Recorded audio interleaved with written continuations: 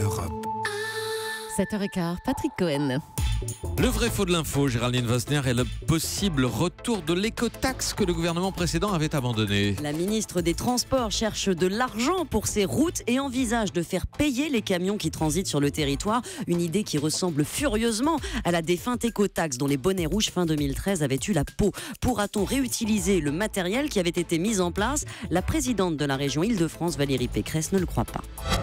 Je crois que malheureusement, le précédent gouvernement a démonté les portiques. Ce qui, pas tous. Enfin, en tout cas, pas tous, encore. mais enfin, en tout cas, un certain nombre ont été démontés.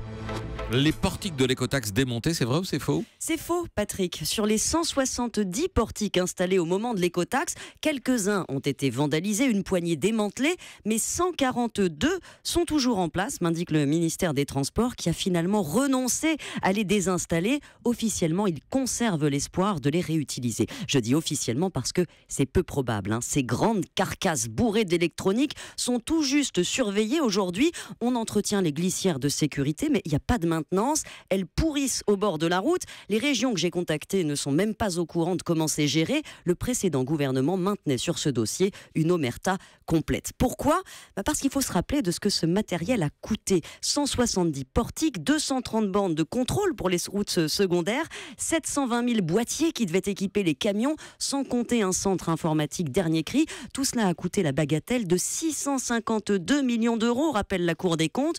Comment avouer au public qu'on a tout jeté à la poubelle alors que l'écotaxe a déjà coûté 1 milliard de dédommagement à la société qui devait l'exploiter? Le gouvernement a préféré faire le mort, mais le problème reste entier. Mais il est où ce matériel maintenant? Mais il reste plus grand-chose. Les boîtiers des camions ont été revendus, 30% de leur valeur. On a carrément donné les serveurs informatiques, rachetés à 2% de ce qu'ils avaient coûté. Les bandes de contrôle mobile sont stockées au service national des ponts et secours. Restent ces portiques fixes qui prennent la poussière. La région Grand Est aimerait s'en servir, par exemple, pour son projet d'écotaxe régionale. Elle doute de pouvoir le faire. Les collectivités, du coup, enragent. L'abandon de l'écotaxe les a laissés sur la paille alors que les routes se dégradent. Et aujourd'hui, ce sont les automobilistes et les contribuables qui payent pour des routes que les camions contribuent à dégrader. Les grands gagnants dans l'affaire, ce sont ces 250 000 poids lourds étrangers qui passent sur notre territoire mais achètent leur essence ailleurs, donc ne contribuent pas aux dépenses d'entretien. Le gouvernement espère toujours trouver un moyen de les faire payer. Merci à vous, Géraldine Vosner. À demain.